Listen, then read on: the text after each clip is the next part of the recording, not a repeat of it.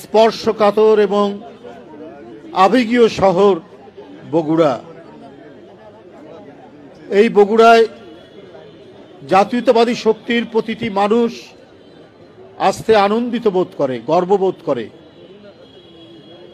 যেখানে জন্মেছিলেন এদেশের একজন সত্যিকারের রাষ্ট্রনায়ক, মহামানব।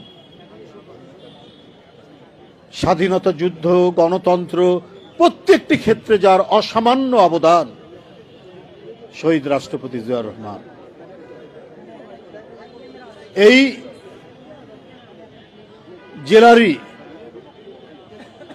আরেকজন গর্বিত গণতন্ত্রের সিপাহসালার আপসীর নেত্রী, দেশনেত্রী বেগম জিয়া, সেই দেশপ্রেমিক মানুষের সহধর্মিণী জিয়াউর রহমানের এখন নেতৃত্ব দিচ্ছেন তাদেরই জ্যেষ্ঠ পুত্র জনাব তারেক রহমান।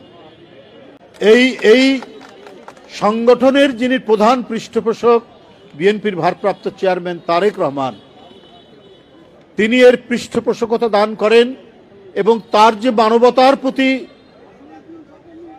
যে আকুলতা, এটা অভিভূত করেছে। কোথায় কি ঝড়, কি বৃষ্টি, কি শরৎ, কি বসন্ত, সবসময় যেন তিনি নজরদারি করে আছেন সংবাদপত্রের পাতায়।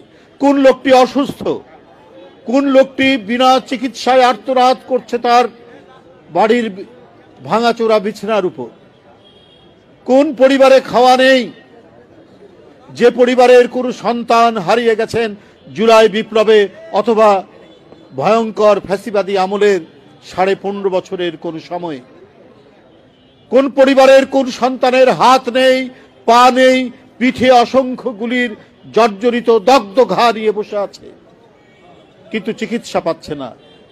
জনাব তারেক রহমানের চোখ যেন পড়ে আছে সেই দিকে। এই টিম যাওয়া মানে শুধু ওই টিম যাওয়া না, রিজভী আহমেদ, রুমন বা মিথুনদের যাওয়া নয়। এই টিম যাওয়া মানে স্বয়ং তারেক রহমান তাদের পাশে গিয়ে দাঁড়াচ্ছেন।